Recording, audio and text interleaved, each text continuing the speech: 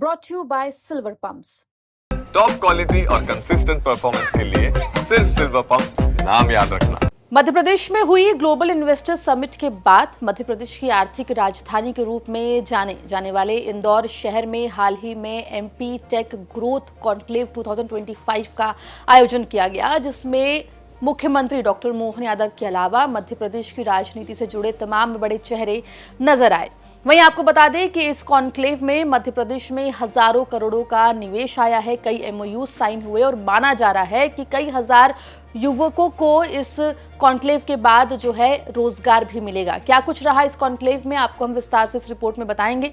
नमस्कार, आप देख रहे हैं एमपी तक और मैं हूं आपके साथ आकांक्षा ठाकुर। दर्शकों को बता दें कि मध्य प्रदेश में मोहन सरकार लगातार निवेश के अवसर तलाशती हुई दिखाई दे रही है, जिस कड़ी में मध्य प्रदेश में जहां एक तरफ रीजनल इंडस्ट्रियल कॉन्क्लेव्स का आयोजन किया गया था, जिसके बाद एक global investor summit Madhya Pradesh की राजधानी भोपाल में आयोजित की गई थी, जिसमें खुद प्रधानमंत्री नरेंद्र मोदी ने शिरकत की थी। इसके बाद अब आपको बता दें कि टेक्नोलॉजी और इनोवेशन के क्षेत्र में ज्यादा से ज्यादा निवेश मध्य प्रदेश में आए। इसके मद्देनजर इंदौर में एमपी टेक ग्रोथ कॉन्क्लेव 2025 का आयोजन किया गया, जिसमें कई सारी आईटी सेक्टर्स और टेक्नोलॉजी से जुड़ी हुई कंपनीज जो हैं वो आई और सरकार के साथ कई हजारों करोड़ों का एमओयू यानी कि मेमोरेंडम ऑफ अंडरस्टैंडिंग साइन करके गई है।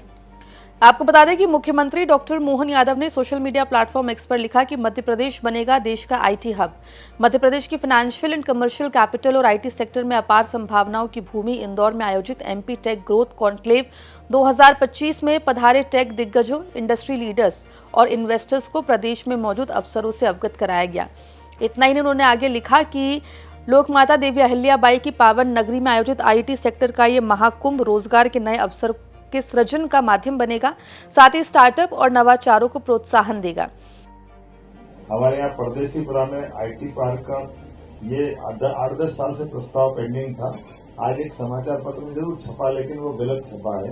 मूलतः हमारे विभाग ने पीपीपी मॉडल पे लगभग 250 करोड़ से ज्यादा का इन्वेस्टमेंट इसमें मांगते हुए इसको हमारे इस डिस्पोजल में जोड़ा है, ताकि अब ये बहुत कम समय में बहुत बड़ा पार्क, लगभग 3 एकड़ से बड़ी लैंड का ये पार्क बनकर के तैयार हो जाएगा।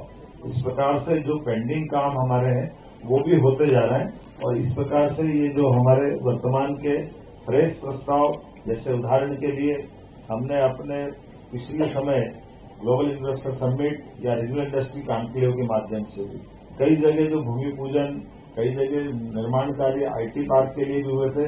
मोटे तौर पे 6 शहरों में हमारे आईटी पार्क पे हमारे प्रपोजल के आधार पर काम प्रारंभ हो गया, जिसमें बड़े 4 महानगर। आपको बता दें कि इस कॉन्क्लेव में डिजिटल इंफ्रास्ट्रक्चर, ग्लोबल इन्वेस्टमेंट को लेकर बातचीत की गई। मध्य प्रदेश में आईटी सेक्टर को किस तरीके से ग्रो किया जाए, इसको लेकर बात की गई। साथ ही टेक एजुकेशन और स्किल डेवलपमेंट को लेकर भी बातचीत की गई। अब बात कर लेते हैं कि आखिर इस कॉन्क्लेव में कितने का निवेश आया और कितने रोजगार का सृजन इस कॉन्क्लेव के बाद होगा। आपको बता दें कि तकनीक के क्षेत्र में 1696 करोड़ रुपए का निवेश आया है और माना जा रहा है कि 24,586 लोगों को रोजगार मिलेगा। दूसरे क्षेत्रों में 11,019.50 करोड़ का निवेश आया है और 3,174 लोगों को रोजगार मिलेगा। आपको ये भी बता दें कि आईटी सेक्टर्स में 1-to-1 मीटिंग की गई और दूसरे सेक्टर्स में भी मीटिंग्स की गई है।